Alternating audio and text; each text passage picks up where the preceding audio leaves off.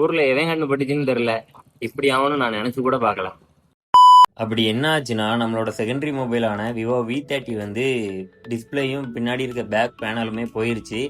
சரி, அதை சரி பண்ணலாமேன்னு சொல்லிட்டு நம்ம டி நகரில் லொக்கேட் ஆகியிருக்கிற விவோ சர்வீஸ் சென்டருக்கு தாங்க இன்றைக்கி நானும் என்னோட தம்பியும் வந்திருந்தோம். சர்வீஸ் சென்டர் உள்ளே போனதுமே கையில் ஒரு டோக்கன் கொடுத்து வெயிட் பண்ண சொன்னாங்க. சரி, ஓகே, மொபைலை ஆன் பண்ணி பார்க்கலான்னு பார்த்தா கார்னரில் எல்லாமே பிளாக் கலர் டாட் டாட்டாக வந்து ஸ்க்ரீனே ஒரு மாதிரி ஸ்டக்காக ஆரம்பிச்சுட்டு அந்த அளவுக்கு ரொம்ப அடி விழுந்துருந்துச்சு. எனக்கு மொபைலை சரி பண்ண முடியுமானே ஒரு டவுட்லேயே நான் உட்காந்துருந்தேன்.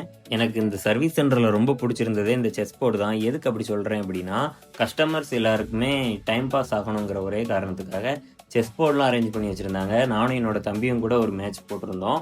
நம்மளோட டோக்கன் நம்பரை சொல்லி கூப்பிட்டதுக்கப்புறம் நம்மளோட மொபைலெல்லாம் வாங்கி தரவா செக் பண்ணி என்னென்ன ஃபால்ட்லாம் இருக்குங்கிறதெல்லாம் பார்த்து சிம்மெல்லாம் கலட்டி கையில் கொடுத்ததுக்கப்புறம் ஒரு ஃபார்மை வந்து கையில் கொடுத்துட்டு ஒரு 1.5 hour ஆகும் அப்படின்னு சொல்லியிருந்தாங்க. சரி, 1.5 மணி நேரம் டைம் இருக்குது, நம்ம ஏதாவது சாப்பிட்டு வரலான்னு சொல்லிட்டு நானும் என்னோட தம்பியும் பக்கத்தில் இருக்க ஒரு ஹோட்டலில் வந்து ஒரு பரோட்டாவும் ஒரு செட்டிநாடு கிரேவியும் ஆர்டர் பண்ணி சாப்பிட்டோம்.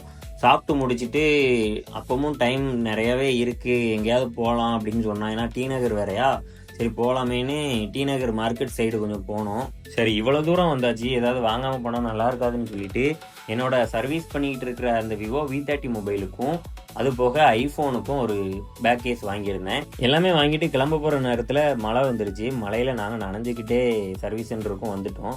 சர்வீஸ் சென்டர் உள்ளே வந்ததுமே அங்கேயே டீலாம் கொடுத்தாங்க. அப்புறம் நம்மளோட நேமை சொல்லி கூப்பிட்டாங்க. நம்மளும் அந்த ஃபார்ம் எல்லாத்தையுமே கொண்டு போய் கொடுத்தோம். கொடுத்ததுக்கப்புறம் நம்மளோட மொபைலையும் எடுத்து அதை எல்லாத்தையுமே தரவாக செக் பண்ணி எதுவும் ஃபால்ட் இருக்காங்கிறதெல்லாம் கரெக்டாக பார்த்துட்டு நம்மள்ட்டையும் கொடுத்தாங்க.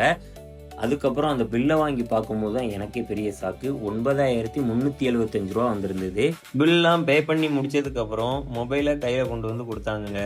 மொபைலை வாங்கி பார்க்கும்போது அவ்வளோ புதுசாக, எப்படி நம்ம மொபைல் வாங்கினா எப்படி இருக்குமோ அதே மாதிரி புதுசாக இருந்துச்சு. அப்புறம் நாங்களும் மொபைல் வாங்கிட்டு கிளம்பிட்டோம். கிளம்பி T.Nagarல இருக்கிற ரயில்வே ஸ்டேஷனில் என்னோட தம்பியை ட்ரெயின் ஏற்றி விட்டுட்டு நானும் ரூமுக்கு கிளம்பிட்டேன். மோர் வீடியோஸ்க்கு விஜே வேந்தன் விளாக்ஸை ஃபாலோ பண்ணி வச்சுக்கோங்க. நாளைக்கு பார்க்கலாம்.